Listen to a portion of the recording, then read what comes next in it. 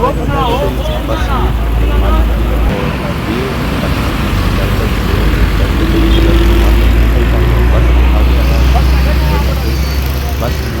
से उसको बजाते हुए दूसरे मोटरसाइकिल सवार को टक्कर मार दी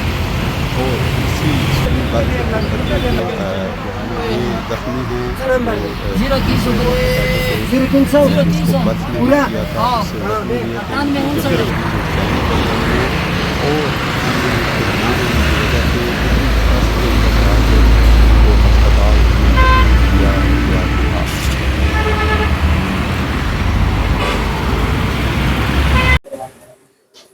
अस्सलाम वालेकुम नाज़रीन, कैपिटल न्यूज़ के साथ आपका मेज़बान सरफराज गोंदल आपकी खिदमत में हाजिर है। नाज़रीन, आज हम आपके लिए एक अफसोसनाक ख़बर लेकर आए हैं।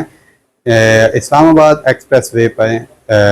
ज़िया मस्जिद के मकाम पर एक रोड एक्सीडेंट की खबर हम आपके लिए लाए हैं। आपको बताते चलें कि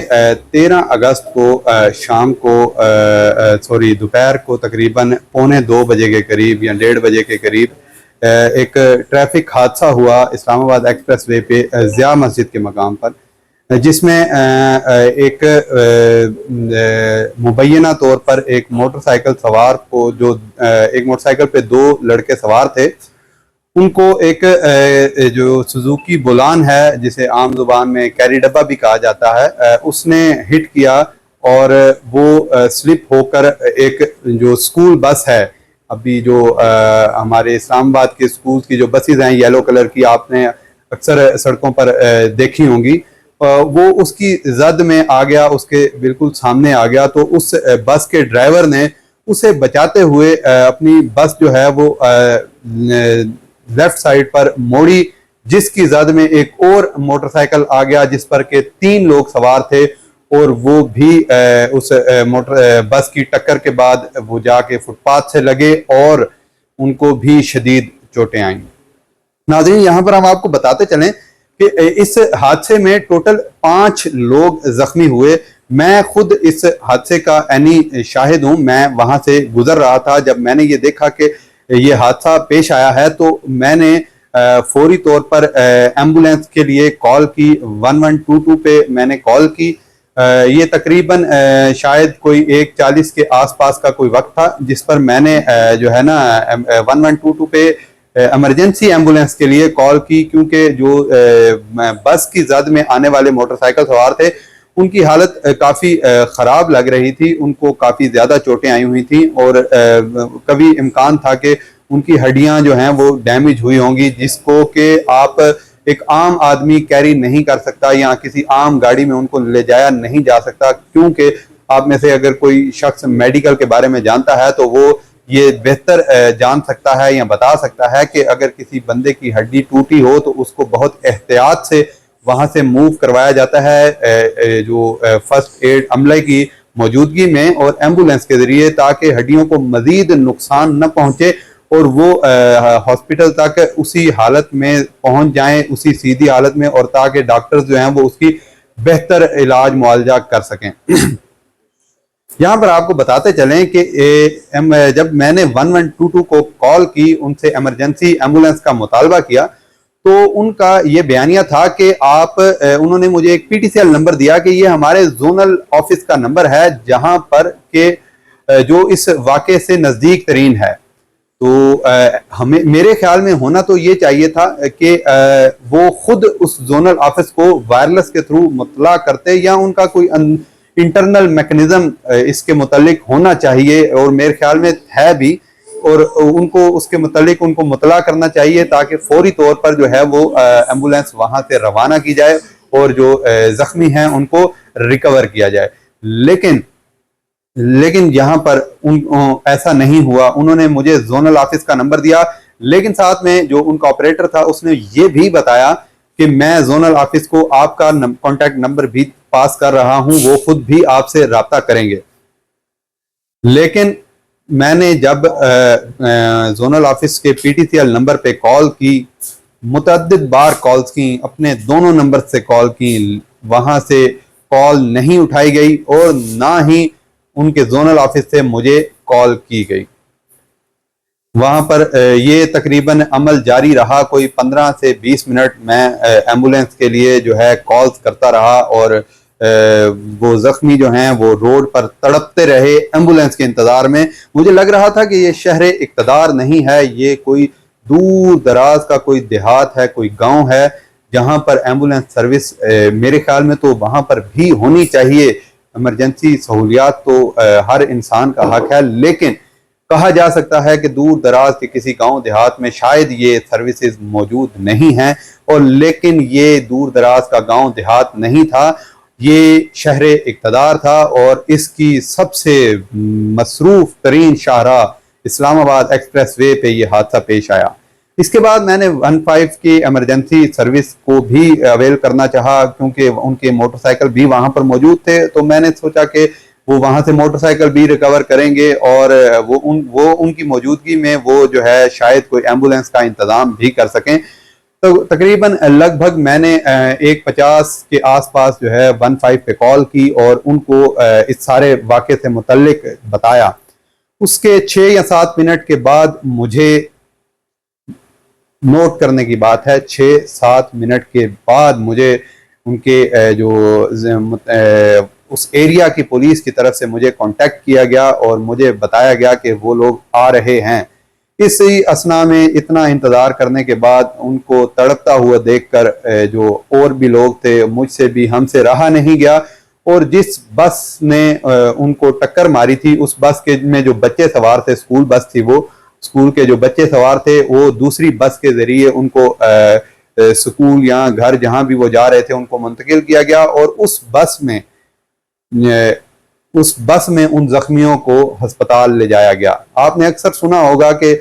سندھ میں، پنجاب میں دور دراز کے جو گاؤں دیہات ہیں وہاں پر زخمیوں کو کبھی چارپائیوں پہ اٹھا کے لے جایا جا رہا ہے، کبھی گدا گاڑی پر، لیکن یہ شہر اقتدار میں بھی حالات اس سے کچھ الگ نہیں ہیں۔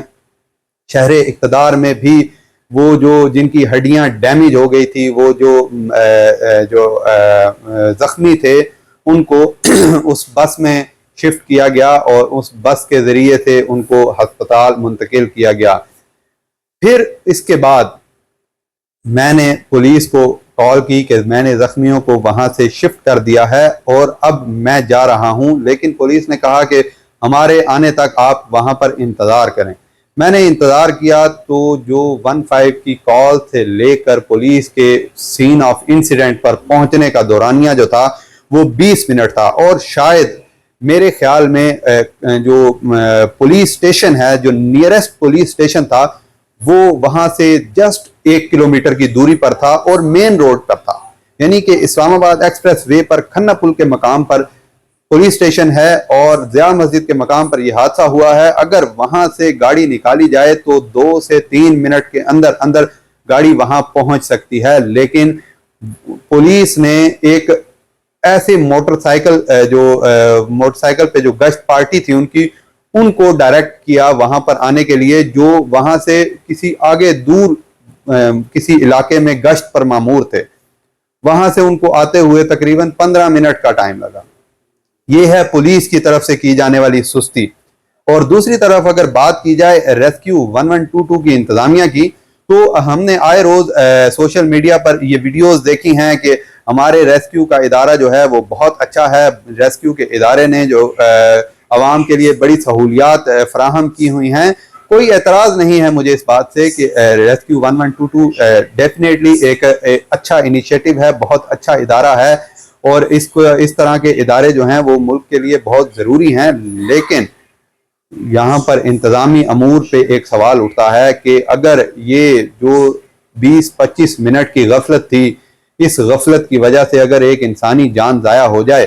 تو اس کا ذمہ دار کون ہوگا؟ یہ 1122 کے جو آپریٹر صاحب تھے جنہوں نے کال ریسیو کی، انہوں نے وہ کال کیوں نہیں پاس کی؟ اور اگر جو زونل آفس کا انہوں نے مجھے نمبر دیا،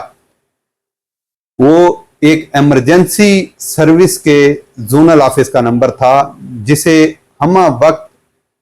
تیار رہنا چاہیے، جس پہ اگر کوئی فون کرتا ہے تو میرے خیال میں اسے دوسری سے تیسری بیل کی طرف بھی نہیں جانا چاہیے، اسے فوراً ریسیو کرنا چاہیے، کیونکہ یہ ایک ایمرجنسی سروس ہے۔ لیکن میرے متعدد بار کال کرنے کے باوجود وہاں سے کسی نے کال ریسیو نہیں کی اور نہ ہی 1122 نے مجھ سے دوبارہ رابطہ کرنے کی کوشش کی۔ اس واقعے کے تقریباً 1 گھنٹے کے بعد میں نے جب ہم نے 1122 پہ رابطہ کیا اور ان سے اس متعلق پوچھا گیا کہ آیا 1 گھنٹہ پہلے آپ کو کوئی کال موصول ہوئی تھی اس کے زخمیوں کو ریکور کرنے کے حوالے سے، تو انہوں نے بتایا کہ جی بالکل کال ریکارڈ میں موجود ہے اور کال موصول ہوئی تھی۔ تو ہم نے پوچھا کہ اس کال پر آپ نے کیا ایکشن لیا؟ تو اس کا جواب دینے سے وہ آپریٹر قاصر تھا، وہ کہہ رہے تھے کہ میں چیک کر کے بتاتا ہوں، ایمبولینس گئی ہوگی یا چلی جائے گی یا ابھی جانے والی ہے یا ریکور کر لیا ہوگا یا ریکور کر لیا ہے، میں یہ چیک کرتا ہوں۔ مطلب یہ کہ 1 گھنٹہ گزر جانے کے باوجود بھی ایک ایمرجنسی کال کے رسپانس پر 1122 نے کچھ نہیں کیا۔ تو یہ ایک بہت بڑا سوال ہے ایک ایسے ادارے پر جو کہ صرف اور صرف ایمرجنسی کے لیے بنایا گیا تھا۔ تو ہمارے ان سے آپ سے بات کرنے کا یہ مقصد ہے کہ یہ سوال کیا جائے انتظامیہ سے، اسلام آباد کی انتظامیہ سے، ریسکیو 1122 کی انتظامیہ سے اور پولیس کے اعلیٰ افسران سے کہ یہ ایمرجنسی رسپانس آیا کہ درست تھا؟ پولیس کا 20 منٹ کے بعد سین آف انسیڈنٹ پہ پہنچنا کیا یہ درست تھا؟ ریسکیو 1122 کا 1 گھنٹے بعد بھی کوئی موقف دینے سے قاصر ہونا کیا یہ درست تھا؟ اور اگر یہ درست نہیں تھا تو اس پر ایکشن کون لے گا؟ کس نے ان کو اس پر جو ہے وہ پابند کرنا ہے کہ اگر کوئی ایمرجنسی کال آتی ہے